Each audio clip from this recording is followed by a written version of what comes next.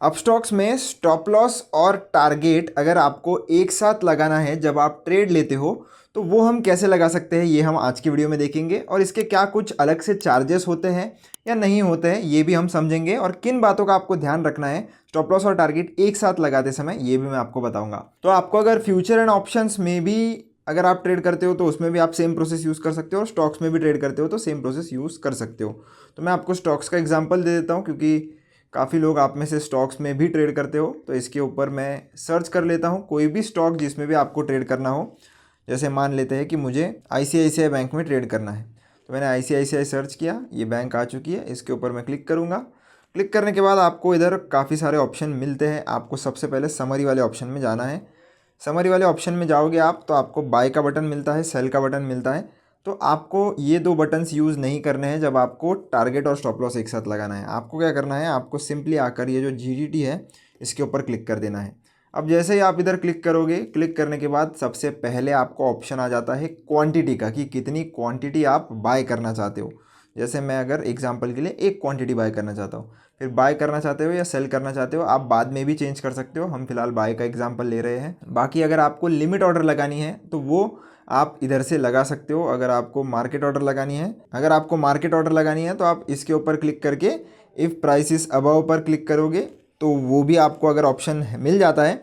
अगर आपको ये ऑप्शन यूज़ करना है तो ये कर लीजिए, अगर मार्केट प्राइस पर करना है तो इमीडिएटली पर इसको सेट कर दीजिए। इमीडिएटली पर सेट कर दिया है। इसके बाद आपको ऑप्शन मिल रहा है देखो स्टॉप लॉस और टारगेट का, तो दोनों ऑप्शन आपको टिक मार्क करके ऑन कर लेने हैं। ट्रेलिंग स्टॉप लॉस का आपको ऑन नहीं करना है। हम सिर्फ और सिर्फ अभी स्टॉप लॉस और टारगेट कैसे लगाना है ये सीख रहे हैं। तो हमने स्टॉप लॉस को ऑन किया, तो स्टॉप लॉस को ऑन करने के बाद आपको आपकी जो स्टॉप लॉस की प्राइस है वो इधर सेट कर लेनी है।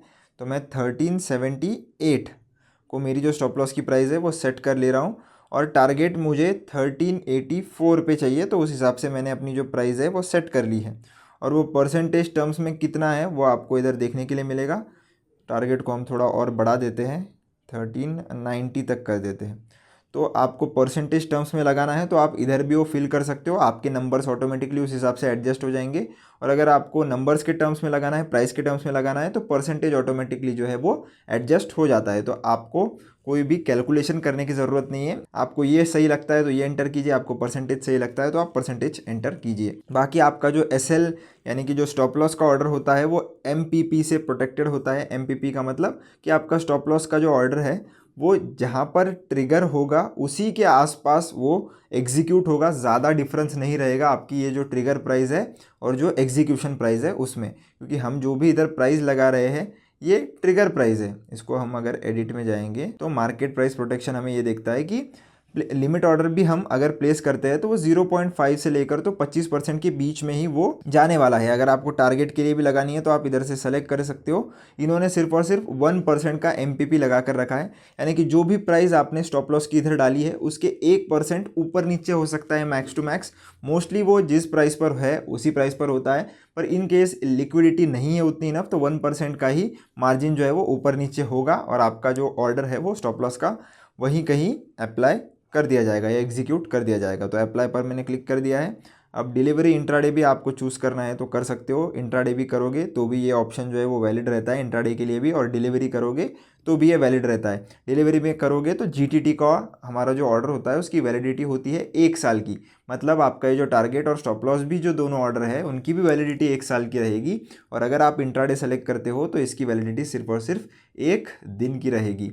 तो आप जिस भी तरह के ट्रेड ले रहे हो उस हिसाब से आपको स्टॉप लॉस जो है वो एक्सटेंड हो जाएगा। अगर ऑप्शन का ट्रेड लेते हो और डिलीवरी सेलेक्ट करते हो तो जब तक आपका ऑप्शन का कॉन्ट्रैक्ट एक्सपायर नहीं हो जाता तब तक आपका स्टॉप लॉस का ऑर्डर और टारगेट का ऑर्डर भी वैसा ही रहेगा। जैसे ही आपका कॉन्ट्रैक्ट एक्सपायर हो जाएगा आपका टारगेट और स्टॉप लॉस का जो ऑर्डर है वो भी एक्सपायर हो जाएगा।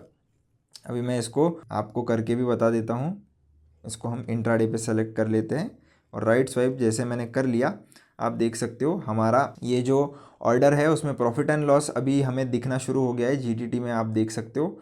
ऑर्डर्स वाले सेक्शन में अगर आप आओगे सेंटर में तो आपको GTT वाले ऑप्शन में ये जो सेल का ऑर्डर है जिसमें से एक हमारा स्टॉप लॉस है और एक हमारा टारगेट है, तो ये वन कैंसल्स अनदर पे चलता है। मतलब अगर आपका स्टॉप लॉस का ऑर्डर आ जाता है तो टारगेट कैंसिल हो जाएगा, और टारगेट का ऑर्डर आ जाता है तो स्टॉप लॉस का ऑर्डर जो है वो ऑटोमेटिकली कैंसिल हो जाएगा। इन केस अगर आपको कुछ भी मॉडिफिकेशंस करने हैं तो आप इसके ऊपर क्लिक करके, इधर मॉडिफाई का बटन है, मॉडिफाई के बटन पर क्लिक करके कुछ चेंजेस करने हैं तो आप चेंजेस भी कर सकते हो। और अगर डायरेक्टली आप अगर पोजीशंस में जाओगे तो मैं अपने पोर्टफोलियो में अगर जाऊँ, इधर पोर्टफोलियो पे क्लिक करूँ और डायरेक्टली पोजीशंस पर आऊँ, तो पोजीशन ये हमारी जारी है। अगर मैं इस पर क्लिक करके इसको स्क्वायर ऑफ कर देता हूँ, स्क्वायर ऑफ मतलब क्या, एग्ज़िट कर देता हूँ, तो ये मैंने राइट स्वाइप करके इसको एग्ज़िट कर दिया।